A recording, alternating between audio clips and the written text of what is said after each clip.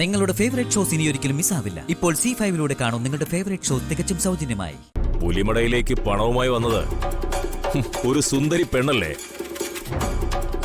തിരിച്ചു കിട്ടുമെന്ന് കരുതിയ മുതലല്ല.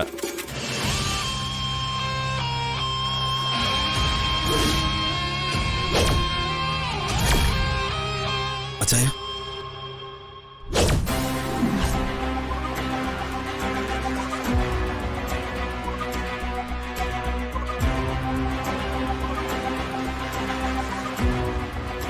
ആരാടാ നീ?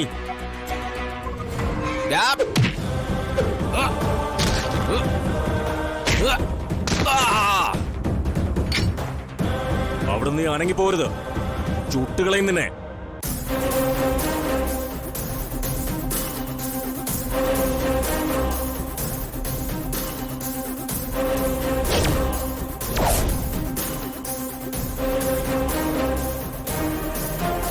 ചങ്കുറപ്പുണ്ടെങ്കിൽ പൊട്ടിക്കട.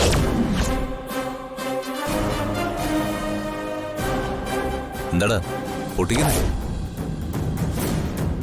ആ, നിന്റെ കൈ വിറയ്ക്കുന്നുണ്ടല്ലോടാ. ആരാടാ നീ? നീ ഒരു പെണ്ണിനെ ഇവിടെ കൊണ്ടുവന്നില്ലേ? എന്റെ പെണ്ണാടാ അവള്.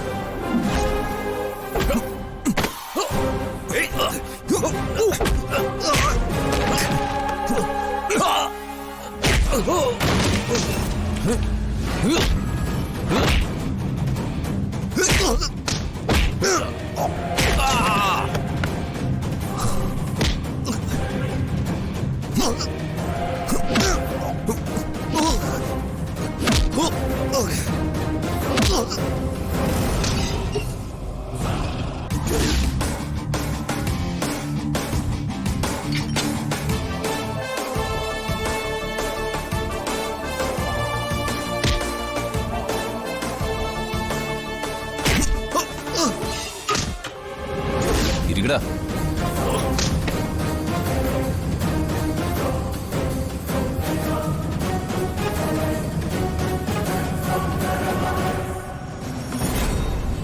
കാര്യങ്ങൾ നിനക്കിപ്പോ ഏകദേശം മനസ്സിലായില്ലേ? ഇതേ ഞാൻ കൊടുത്തുവിട്ട പണം. പക്ഷെ അവൾ ഇങ്ങനൊരു കാര്യത്തിനാണെന്ന് മാത്രം എന്നോട് പറഞ്ഞില്ല. ഒരു പെണ്ണിന്റെ കയ്യിൽ 10 ലക്ഷം രൂപയും കൊടുത്തു വിട്ടിട്ട് എനിക്ക് വീട്ടിൽ പോയി ഇരിക്കാൻ പറ്റൂടാ?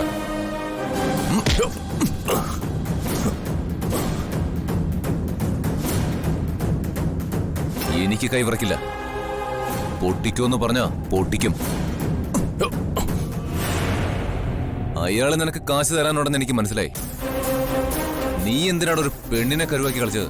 ഞാൻ അവളെ തട്ടിക്കൊണ്ടുവന്നതല്ല. പിന്നെ എങ്ങനെയാണ് അവൾ ഇവിടെ എത്തിയത്? ക്ഷേത്രത്തിൽ പോയ പെണ്ണ. ദിനേശിനെ പൊക്കുമ്പോ അവന്റെ വണ്ടിയിൽ ആ പെങ്കൊച്ചു ബോധമില്ലാതെ കിടക്കുന്ന കാര്യം ഞങ്ങൾ അറിഞ്ഞില്ല. അവൻ എവിടെ നിന്നോ അവളെ മയക്കി കാറിന്റെ പിന്നിൽ കിടത്തിയിരുന്നു. അവിടുന്ന് ചിലപ്പോ താഴെ വീണ് കിടന്നിട്ടുണ്ടാവും. ബോധം തെളിഞ്ഞപ്പോ അകത്ത് കിടന്ന കാറിൽ നിന്ന് അവൾ സ്വയം കയറി വന്നതാ.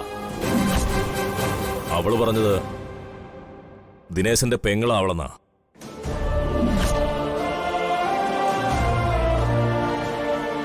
ദിനേശിന് എനിക്ക് തരാനുള്ള പണം അവള് തരാമെന്ന് പറഞ്ഞപ്പോഴാ കാശുമായി വരാൻ ഞാൻ അവളോട് പറഞ്ഞത്. അതല്ലാതെ ഞാൻ അവളെ പിടിച്ചുകൊണ്ട് വന്നതല്ല. അങ്ങനെ ഒരു തറപ്പരിപാടി ഞാനിതുവരെ ചെയ്തിട്ടുമില്ല.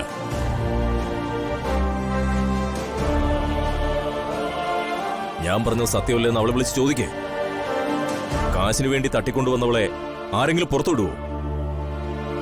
അവളുടെ സഹോദരന്റെ കടം വീട്ടാനാണെന്ന് അവൾ പറഞ്ഞത്. ഞാൻ പണം പലിശയ്ക്ക് കൊടുക്കുന്ന ആളാ. ദിനേശൻ രൂപ 10 ലക്ഷം വാങ്ങിയിട്ട് മുങ്ങി നടക്കുമായിരുന്നു. ആ പെങ്കൊച്ചി കയറി വന്നില്ലായിരുന്നെങ്കിൽ ദിനേശനെ ഞാൻ തീർത്ത് കളഞ്ഞേനെ. വെടി പൊട്ടിച്ചിട്ടൊന്നുമല്ല, കുരുക്കിട്ട് തൂക്കിയിട്ട്. അതിന് എന്റെ കൈ വിറക്കില്ല. നീ പറഞ്ഞില്ലേ അവൾ നിന്റെ പെണ്ണാണെന്ന്? എന്നാ നീ ഇതുകൂടി കേട്ടോ. എന്നോട് ദിനേശൻ പറഞ്ഞത് അവളെ എടുത്തിട്ട് അവനെ വെറുതെ വിടാനാ. ഒന്ന് വീണു പോയാൽ തീർന്നില്ലേ? സ്വന്തം ഭാര്യയല്ലാതെ ആരെങ്കിലും ഒരാൾ നിങ്ങളെ ഓർത്ത് സഹതപിക്കോ? ഇല്ല ദിനേശേട്ടാ, ആർക്കും ഉപകാരപ്പെടാത്തവനായി നിങ്ങളെ അങ്ങ് എഴുതിത്തള്ളും. അനുഭവിക്കുന്നതെല്ലാം കർമ്മം ചെയ്തതിന്റെ ഫലമാ. സ്വയം സത്യങ്ങളെ തിരിച്ചറിയുന്ന ഒരു കാലം വരും. അന്നെല്ലാം നഷ്ടപ്പെട്ടിട്ടുണ്ടാവും. നിങ്ങളെപ്പോലെ ജീവിക്കുന്നവർക്ക് ദൈവം കരുതി വെച്ചിരിക്കുന്ന വിധി അതാ. തെറ്റുകൾ തിരുത്തി എനിക്ക് ജീവിച്ചു തുടങ്ങണം അമ്മു. പഴയ വഴിയിലേക്ക് ഞാൻ ഇനി ഒരിക്കലും തിരിച്ചു പോവില്ല. ഒരാൾ നന്നാവണമെന്ന് ആഗ്രഹിച്ച പോരാ, അയാൾക്കത് സ്വയം തോന്നണം.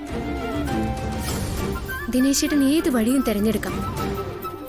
ഉപദേശിച്ച ആരും ഇന്നുവരെ നന്നായിട്ടില്ല എന്ന് എന്റെ മുത്തശ്ശി പറയാറുണ്ട്. എനിക്ക് തിരിച്ചു പോകണം. ദിനേശേട്ടൻ വീട്ടിലേക്കാണെങ്കിൽ വണ്ടി വന്ന് കയറും. വൈകിയതിന് മറുപടിയായി സുരഭി സിസ്റ്ററെ കാണാൻ പോയെന്നാ ഞാൻ ചേച്ചിയോട് പറഞ്ഞത്.